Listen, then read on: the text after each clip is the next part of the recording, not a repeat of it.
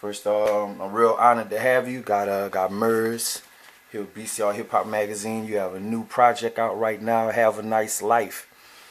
Yes, sir. Is there any meaning that I don't know about? The casual hip hop fan doesn't know about with the visuals for your cover.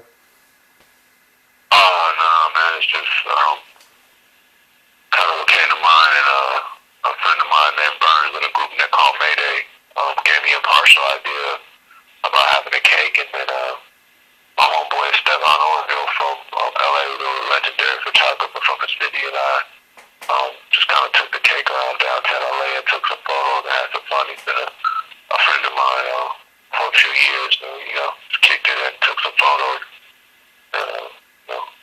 Cool I shit. think this pretty visual that goes on in my mind. But my homeboy Burns came up with the idea about the cake, and I just ran with it from there. It made sense to have a tuxedo on a cake to me. Cool shit, man. After I got that, really, digging into your history, beyond being a casual music listener, man, you have you put in some of the most work of anybody I've seen throughout hip hop. You look at looking at from '93 on, you almost have an album out every year. Yeah, man. Can you remember all those rhymes, dude? Not all of them, but probably a majority of them really, really good with lyrics like that. Yeah. I was like, man, that's a lot. That's that's like memorizing a book, Right. Yeah. I see also, through that, I was curious, through, it seems like observing from the outside, with your career, you've always not been a mainstream cat, not a follower of trends. It made me real interested in what your home upbringing was like your home role models and how they because in my mind I was like, man, whoever was at home, you had to really give you some strong backbone. Yeah, I feel like, basically being in a single parent household growing up, I had a great mother, and, she loved me. And I've always just been, from the time I was a baby, my mom said I've just always been a little different and unique. Mm. But, I always felt like my family, my mother, my grandparents, my uncles, and they loved me and they showed me love. And, I didn't really need acceptance or love or appreciation from anyone else. Mm-hmm. And I think, also being brought up, in the church, and not that I'm religious, but, I feel like, when you know that your family loves you and God loves you, who could be against you? Mm. As long as you're being who, I know I am the man my mother raised me to be, and I know who I am, God, and whatever God you believe in, I know that I am who the Creator intended me to be. So who is anyone else to judge me or my actions? Whether it be my appearance, my art, or my lifestyle. Mm-hmm.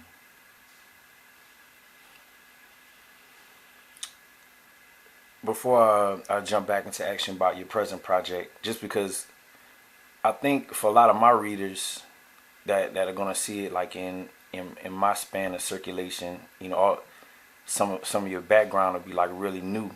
For some of them you're gonna be new. It won't be new to me because I'm a head, but everybody's not heads in the world. Yeah. Just right quick, how'd you first start out, man? Back in the '90s, how'd you first start out in music? Oh man, I guess officially I started, just recording, but I always have been rapping since I was, since the '80s. Just freestyling. I had a stepbrother who would I didn't rap, and in front of his friends, they would sock me in the chest to beat me up. So they would all rap, and they would make me rap. All the older kids would be riding around, and just putting my name in little LL Cool J raps. It was just always something. I'm always lean to it. A Bob Marley quote. They asked him how long he had ever been a Rasta, and he said, "I've been a Rasta ever since." And to sense, man. Like it just is. Like, I just was. It was never a choice for me. It's just what I did. So mostly freestyling up until the time I was about 13 or 14, 12 when I started writing raps. But yeah, it's just always been in me. Hip hop has been in me. I tried to break dance, I tried to DJ, I wrote graffiti, I did everything. It's just, it was, I was born for this, and not to be, self-indulgent or make myself over-important, but I'm sure there's many people who feel the same way. Like it wasn't a choice, it just was. Mm-hmm.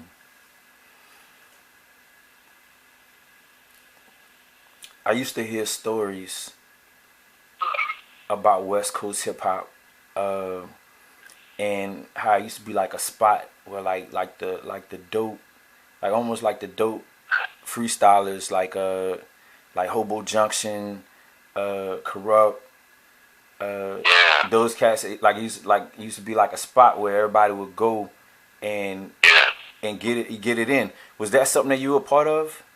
Yeah, definitely. As a kid, I went. It's called the Good Life Café on Crenshaw and Exposition. Cool. Spent a lot. You pay $3 to get in. You couldn't. 3 rules is you couldn't touch the paintings on the stage. You couldn't curse, and you couldn't use the Iggity style. Back in the '90s, so you had to be original. And if you weren't dope, they wouldn't boo you, but they would say, "Please pass the mic," and everybody would start chanting. And so you sign the list and you get up there and, Amahd, that's what the first time I heard back in the day. Skee Lo, first time I ever heard I Wish. First time I ever seen a Pharcyde. First time I ever seen Fat Joe. First time I ever seen Souls of Mischief. HoboJunction, and then a list of local legends that came through there, Freestyle Fellowship.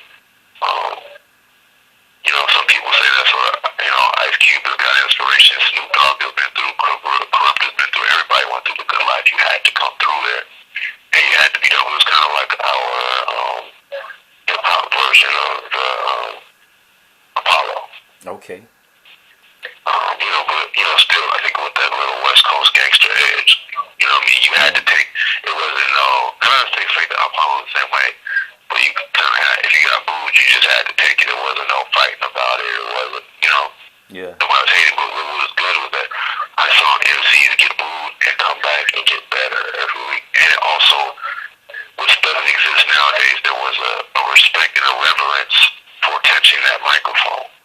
Right. You had to be ready. Like me and my friends were 13, 14 going there, and we would practice, and we would copy people, and we would go to high school the next day and talk. I still, my friends and I still have recordings that we would listen to repeatedly, and we got, I finally got to rap up there on a Saturday at an event one time. It wasn't even a real Thursday thing, but I was nervous.